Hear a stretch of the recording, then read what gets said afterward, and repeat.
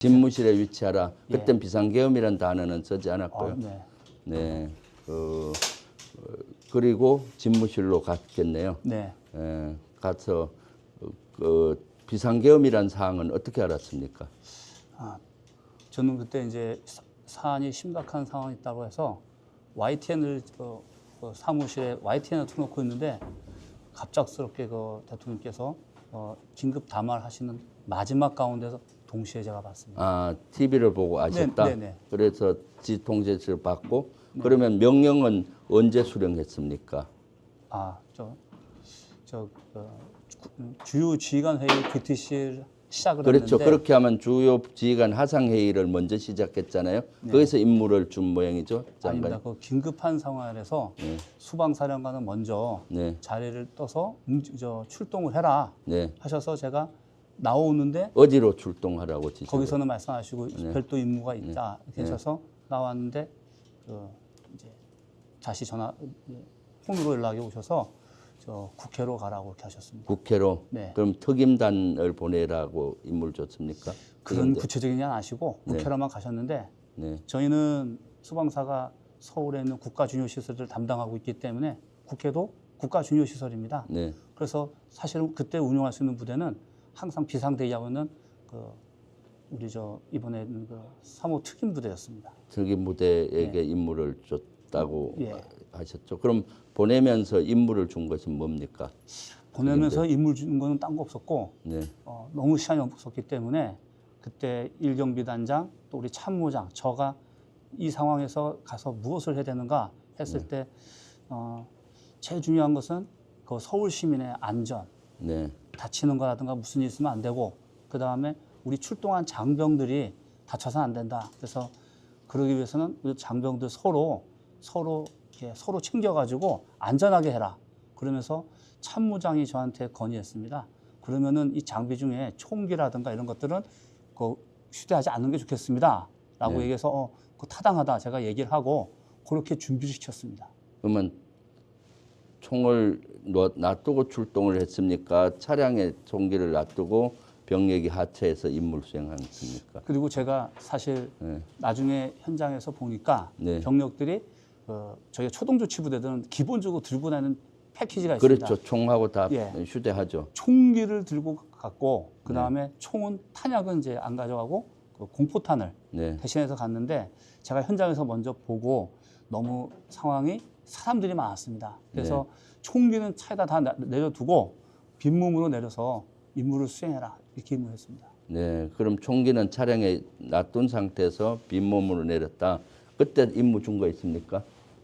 그때도 역시 제일 중요했던 것은 시민들 안전 지키고 그 다음에 장병들 임무 잘해라. 그렇게 잘해라가 표현 다 기억이 안 나는데 가서 원래 저희 기본 임무가 국가중요시설에 대한 경계입니다. 외부로부터 들어오는 것을 통제를 하고 신원 확보를 하는 게 유사시의 임무입니다. 그리고 본청으로 간 걸로 알고 있는데요. 본청. 근데 그런 임무가 있지 않았기 때문에 저희는 본청 외곽에 있었습니다. 본청 외곽 경계를 담당했다. 근데 그 인원도 너무 사람이 많아서 인원 중에 한 40여 명 정도밖에 못 탔고 나머지는 것까지도 가지 못한 상황이었습니다. 총 출동 병력은 어느 정도 규모였습니까? 맨 처음은 한 40여 명이 출동했고 그게 가장 기본 준비된 부대였기 때문에 나머지는 축차적으로 왔는데 전체적으로 보니까 나중에 한 110여 명 정도가 현장에 있었고 그다음에 국회 본청엔 한 40여 명이 외곽에 있었습니다. 네, 그때 실제 가서 임무를 수행하면서 사령관님은 현장에 먼저 도착하셨습니까? 아니면 언제 갔었습니까? 아닙니다. 저 병력들이 소집되는 시간이 꽤 걸립니다. 그렇죠. 퇴근한 상태니까. 그렇죠. 갑자기 했으니까. 근데 긴박한 상황이었고 그다음에 제가 그때 생각했을 때는 지금 무슨 상황인지 모르기 때문에 현장에서 평가를 해야 되는데 그래서 제가 먼저 가서 봐야겠다 해서 갔습니다. 가서 보니까 어떻게 판단했습니까? 가서 보니까 너무 사람이 많았고 특히 경찰, 또 시민, 그다음에 누가 누군지 모르는 상태였기 때문에 이건 되게 잘못하면 오해도 하고 문제가 될 수 있겠다라고 생각을 많이 했습니다. 네, 그렇게 해서 총기를 차에 놔두고 하차해라. 그리고 본청 경계를 서라. 이런 임무를 줬다는 얘기입니까? 예, 출입하는 사람도 네. 확인하라고 했습니다. 박 의원님 이쪽으로 좀 오세요. 네. 이쪽 옆에 좀 앉아주세요. 옆으로. 그리고 작전간에 현장에 있었으니까 주로 장관의 지시를 받았습니까? 계엄사령관의 지시를 받았습니까? 맨 처음에는 출동할 때는 장관님 지시를 받았습니다. 네. 그리고 현장에서 이제 계엄사령관님이 이제 육군 참모총장님인 걸 알고 이제 전화 보고를 드리려고 했는데 너무 바쁘시더라고요. 전화가 안 되셨고 한 번 전화 오셔서 저희 상황을 물어보셨습니다. 그래서 방금 말씀드린 것처럼 굉장히 복잡하고 그래서 저희가 총기 휴대 안 하고 또 여러 가지 장비들을 다 갖고 오지 않게끔 했습니다. 맨몸으로 들어갔습니다. 했더니 참모총장님께서 잘하셨어 이렇게 얘기하셨습니다. 아, 사람이 많으니까 안전을 고려해서 총기는 차에 놔두고 네. 그 갔다고 했더니 계엄사령관은 잘했다라고. 예, 평소하신 표현이 있습니다. 오케이 굿 이렇게 말씀하신 것 같습니다. 오케이 굿. 근데 그 제가 기억이 다 잘 안 납니다. 네, 그렇죠. 그런 하여튼 그런 걸 동의한 거고요. 그 작전 중간에 윤석열 대통령으로부터 지시나 전화를 받은 적은 있습니까? 그 한 차례 정도 오셨는데 한 번. 예, 네, 지금 기억에 지금 다 정신이 하나도 없습니다. 네. 그때 전화가 너무 많아가지고 근데 오셔서 똑같은 걸 물어보셨습니다. 어떤 걸 물어보죠? 거기 상황이 어떠냐? 네. 그래서 똑같은 얘기를 했습니다. 굉장히 이제 복잡하고 우리 인원이 이동할 수도 없다. 그랬더니 가만히 들어보시다가 알겠다고 하시고 더 전화 끊으셨습니다. 그러니까 그때가 언제쯤입니까? 한 계엄이 선포되고 한 12시경. 예, 그 정도 12시에서 12시 반 정도? 12시 정도가 될 것 같습니다. 네. 그러면은 그 수방사 병력들은 건물 안에는 투입되지 않고 본청 건물 외곽에 있었단 말이죠. 네네. 네. 그리고 국회에서 계엄 해제 결의안이 01시 02분쯤 통과했는데 그 이후에 수방사 병력도 철수를 한 걸로 아는데 그건 사령관님 결심입니까? 어떻게 해서 철수를 하게 된 겁니까? 처음에는 보고가 들어왔습니다. 그 현장에 있던 간부가. 근데 지금 우리 특전사 인원들이 정리를 해서 철수를 합니다. 특전사 철수하고 있다. 예, 그때는 저도 이제 그 유튜브를 보고 있었기 때문에 그 피의장님이 가결하시고 그걸 하신 걸 제가 봤기 때문에 그렇겠구나 해서 저희는 이제 차량으로 왔기 때문에 다시 나오면 또 시민들이 너무 많아서 좀 어떤 또 안 좋은 일이 있을 수 있을 것 같아서 그러면 저 특전사 팀들과 같이 이동해라. 그쪽 가는 쪽으로. 그렇게만 1차적으로 철수를 지시했고요. 그렇게 했고 나중에 보니까 거기 있다가 이제 다시 차량으로 와서 안전 인원 장비 이상 없는 거 다 보고 차에 타서 복귀시켰습니다. 그러면 계엄 해제 결의안이 되면서 특전사가 철수하는 걸 보고 같이 철수했다. 보고가 와서 승인해주고 다 같이 승인했고 그거는 상급 부대에서는 혹시 보고했다든가 지시받은 건 있습니까? 철수에 관계된 거는? 근데 얼마 안 돼서 위에서도 연락이 와서 철수를 승인하는 걸로 그렇게 왔기 때문에 제가 보고 드렸다기보다는 임무를 받은 것 같습니다. 그럼 사항계통으로 철수하라고 했습니까? 사령관님이 장관이나 계엄사령관한테 전화를 받은 건 아니고요? 네, 직접 받지는 않았습니다. 네, 그리고 해서 철수를 하게 됐다. 네. 처음에 비상계엄 선포가 돼서 출동하라고 할 때 이거는 위헌적이고 헌법에 위반된다는 거에서 이것은 거절을 해야 되겠다는 생각은 안 하셨습니까? 맨 처음에는 좀 약간 이상한 느낌은 있었습니다. 좀 우려되는 느낌이 있었지만 당시 대통령님 대국민 선언 성명하시는 걸 보고 굉장히 위중하다는 저는 생각을 했고 그다음에 이어서 계엄 선포가 되면서 저도 굉장히 긴박하고 엄중하구나 이 생각을 하면서 그 포고령에 의해서 움직였습니다. 네, 포고령은 뭘로 받았습니까? 저희 또 스마트폰으로 받았고요. 기급했었습니다. 네, 근데 작전 병력은 그 포고령대로는 준수를 안 한 것 같아요. 왜냐하면 거기는 정당 활동 금지 이런 것들이 있고 하는데 저희 장병들이 그거는 몰랐을 겁니다. 저희 지휘관들의 임무에 의해서 그 당시 때 받은 상황은 국민들 조심시키고 안전하게 하고 너희들 몸 지키고. 근데 저는 사실 그때 제일 큰 게 그 병력들이 이런 큰 일에 출동할 때 부모님들도 보신다고 저는 생각했습니다. 네. 그래서 부모님들이 봤을 때 나중에 아, 우리 아들이 참 장한 일을 하겠다라는 그런 결과가 있어야 된다고 생각했기 때문에 결론적으로는 우리 장병들도 국민이고 또 우리 또 그 거기 있는 현장의 시민들도 국민이고 그래서 그걸 제일 우선시했습니다. 장한 일이라는 표현은 적절하지 않는 것 같고요. 네. 내란인데 어떻게 장하게 보겠습니까? 네. 대신 국민과 충돌을 방지하면서 안전을 지켜내는 것이 장한 것인데 출동에서 명령에 의해서 어쩔 수 없이 출동을 한 것 같은데 하여튼 출동 자체도 그것은 아주 잘못된 겁니다. 그런 사령관님이 판단을 해야 되는 거고 그렇지만 출동해서는 총기를 차량에 놓고 절대 있는 행동을 한 것은 잘한 것 같고요. 그럼 지금 사실 우리 국민들은 또 우려하고 있습니다. 윤석열 대통령이 그대로 자리를 지키고 있기 때문에 제2의 비상계엄 또 다른 행동을 하지 않을까라는 생각하는데 다시 이런 비상계엄의 임무로 비슷한 걸 준다면 사령관님 어떻게 하시겠습니까? 절대 그럴 일 없을 것입니다. 절대 그럴 일 없다는 것이 안 한다는 얘기입니다. 합리적인 명령이 아니면 안 따르겠다. 위법한 명령은 따르지 않겠다. 그 얘기입니까? 네. 그걸 좀 힘주어서 우리 그 국민들께 말씀해 주시면 좋겠습니다. 우리 우리 국민 여러분 이번 일로 많이 심려하셨을 텐데 먼저 그 우리 수방사 장병들의 부모님들께 다시 한번 참 진심으로 좀 안타깝고 사과 말씀드리고 또 국민 여러분 우리 수방에서는 기본 임무가 수도 서울 시민을 지키는 겁니다. 그래서 어떠한 그 불법적이고 또 적절치 않은 것은 절대 응하지 않습니다. 국민께 사과도 한마디 할 필요가 있다고 봅니다. 예, 우리 대한민국 국민 모든 분께 제가 현장에 출동했던 지휘관으로서 좀 더 세밀하게 살피지 못한 그 부분에서 사과드립니다. 네. 지금 조금 있다 또 갑자기 국방위가 어저께 요구했던 게 열린다고 해서 오늘 인터뷰 시간은 짧게 하는데 박선원 의원님 왔는데 한 두세 개만 짧게 질문해 주세요. 예, 이진우 사령관님, 제가 몇 차례 쿠데타성 계엄령 예비 음모가 있고 여기에 이진우 사령관이 참석했을 것이라는 의혹을 제기한 것 기억하시죠? 의혹 제기하신 거요? 예. 그리고 국정감사장에서도 결코 그런 일이 없어야 된다고 제가 이야기를 했었고 이진우 사령관께서도 그렇게 하지 않겠다고 말씀하지 않으셨습니까? 네. 그런데 이번에 비상계엄에 거의 선봉에 선 부대 중에 하나가 되었습니다.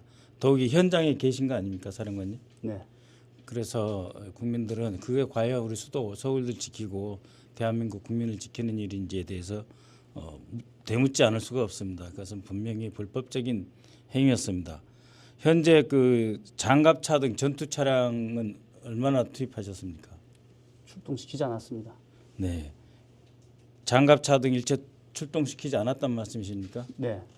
지금 이제 방금 전에 그 국방 차관 장관 직무 대리도 발표를 했습니다만 이 문제에 대해서 수사에 협조하겠다고 했습니다. 그래서 매우 중요한 순간입니다, 사령관님. 저희가 와서 이렇게 묻고 하는 것은 항의 측면도 있지만 사실을 확인함과 아울러서 사령관님께서 일종의 소명하실 기회가 되는 것도 있습니다. 그래서 사실을 좀 말씀해 주시면 고맙겠고요. 그 SDT 부대, 군사경찰 특수임무대가 가서 임무가 뭐였죠? 체포하는 거 아니었습니까? 그런 일은 있을 수가 없었어요. 군사경찰 특수임무대. 군사경찰 말씀이시죠? 네, 파견은 같이 하셨잖아요. 지하셨지 않습니까? 그게 최초 투입되는 초동조치 부대에 포함된 인원들입니다. 그리고 방첩사하고 같이 현장에서 협력하였습니까? 아니면 방첩사 요원들을 전체 함께 사령관께서 지휘하셨습니까? 그렇지 않습니다. 전혀 그 방첩사가 있는지조차도 저는 몰랐습니다. 네, 앞으로 조금 이따 또 국회 국방위가 열리니까 조금 더 확실하게 말씀해 주시기 바랍니다. 다시 한번 아까 김병주 위원께서도 말씀하셨지만 이번 비상계엄 합법적이라고 생각하십니까? 결과론적으로 끝나고 나서 돌이켜서 지금 평가를 해보셔야 됩니다. 많이 아쉽습니다. 네, 그렇죠. 아쉬운 것 같고는 아니죠. 어떻게 아쉬운 정도입니까? 국방차관이나 네. 계엄사령관 했던 육군총장조차도 잘못됐다고 인정을 했습니다. 잘못된 것이죠. 예. 네, 이런 일 이제는 다시는 없어야 되겠습니다. 수방사가 항상 이런 그 군사 변란에 앞장서는 일 이제는 없어야 되겠습니다. 사령관님. 원래도 없었습니다. 2차 계엄 안 하실 거죠? 그럴 일 없습니다. 네, 알겠습니다. 네, 오늘 또 조금 이따 국방위가 3시에 열릴 예정입니다. 긴급 국방위원회가 열리는 게 1시간 반 전에 결정이 나서 또 사령관이 거기에 출석하도록 되어 있습니다. 그러면은 국방위에서 더 따져 묻도록 하겠습니다. 오늘 사령관님하고 얘기를 나누고 면담을 시간 내줘서 고맙고 면담을 해보니까 가장 핵심은 대통령이 직접 현장에 있는 수방사령관에게 전화를 해서 현장 사항을 확인했다. 맞는 것이죠? 예. 네. 그리고 사령관은 실제 현장에 위치해서 처음에는 상황 파악이 안 돼서 상황하고 거기에 시민들이 많이 있고 경찰도 혼재되어 있어서 위험할 걸 우려해서 총기를 차량에 그대로 둔 채 병력은 총기를 휴대하지 않고 하차시켜서 본청 쪽으로 향하게 했다. 그리고 장갑차도 출동 안 하는 걸 다시 한번 확인시켰습니다. 출동하지 않아야 되는 거를 네. 다시 한번 확인해 줬습니다. 누구한테 확인을 했습니까? 우리 그 참모장 제가 좀 기억에 네. 항상 저희는 지통실에 있는 네. 우리 참모장 아니면 작전참모랑 네. 토의를 했기 때문에 그런 것들 다 통제하라고. 왜냐하면 너무 위험한 상황이니까. 그러면 인원들이. 후속으로 장갑차 같은 것들이 출동할 수 있는데 원래 후속 대기 부대가 있잖아요. 예, 그러니까 네. 아시겠지만은 이게 계획대로 막 준비된 게 아니었기 때문에 네. 출동하라 그러면은 이게 기본 패키지가 있습니다. 네. 그래서 혹시라도 간과되면 또 모르고 나오는 부대가 있을까봐 네. 그걸 계속 확인시켜주는 상황이었어요. 네. 그래서 장갑차는 출동하면 안 네. 된다라고 임무를 하달 했다. 위험할 수가 되게 네. 위험할 가능성이 높았습니다. 네. 그다음에 사항 전반적으로 장관하고는 한 몇 회 정도 통화됐습니까? 여러 차례였는데 네. 저 정확히 다 기억 안 나고 주로 다 내용은 현장 상황에 대한 어떤 상황인가 네. 이런 걸 많이 물어보셨습니다. 그 계엄사령관하고는 어느 정도 통화했습니까? 한 번 통했습니다. 우리 저 참모총장님한테 네. 왜냐면 저희 계엄사령관님 되셨기 때문에 네. 제가 상황에 대한 보고를 드려야 되니까 네, 네. 그걸 한 번 드리면서 아까 앞서 드렸던 그 말씀을 드렸습니다. 사항 보고를 드렸고요. 네네. 그러면은 이번에 비상계엄은 실질적으로는 국방부 장관의 지시를 받고 거의 다 움직이고 보고하고 한 형태네요. 그러니까 최초 출동했을 때는 네. 장관님께 직접 네. 받은 겁니다. 네, 알겠습니다. 하여튼 이번 사건은 실제 있어서는 안 되는 역사의 아주 오점인 사건입니다. 내란을 행한 것이죠. 대통령과 국방부 장관, 방첩사령관들이 핵심 충암파들이 일으켜서 실제 수방사 비롯해서 특전사 인원들을 동원을 해서 한 사항인데 실제 이것은 앞으로 여기에 대한 책임이 또 조사하고 책임을 일벌백계 해야 된다고 생각합니다. 오늘 시간 내주셔서 감사하고요. 국방위에서 추가적인 질의는 하도록 하겠습니다. 한 가지 더 오늘 국민께 제가 이 자리를 제가 요청한 한 가지밖에 없습니다. 우리 그 장병들 투입됐는데 또 우리 저 간부들이 있습니다. 근데 그들은 하나도 이 상황이 어떻게 됐는지 모르고 출동했던 제가 우리 저 바로 밑에 있는 지휘관들한테도 일단 출동하라고 지시했기 때문에 그들은 정말 저 언론에서 말하는 그런 식으로 이렇게 저희 부하들을 바라보지 않았으면 좋겠습니다. 그것은 일단은 출동한 그 자체가 원죄가 됩니다. 사실은. 그래서 거기에 대해서는 깊게 반성하고 다시는 일어나지 않겠다는 사후 대책을 수립해야 된다고 봅니다. 네. 네, 수방사는 대한민국의 가장 그 정예부대 중에 정예부대고 대한민국 수도를 최종적으로 그리고 가장 먼저 지키는 부대이고 우리 부대원들은 누구보다도 훌륭한 대한민국 국방의 간성입니다.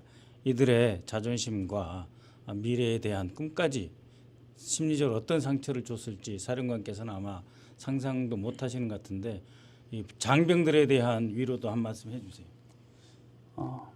이미 제가 우리 부하들에게 참 다시 한번 말씀드리면 정말 미안하고 또 한편으로는 또 가장 군인답게 행동했고 거기에는 정말 처음부터 끝까지 서울 시민의 안전을 지키고 전우들을 지키는 훌륭한 군인이었다.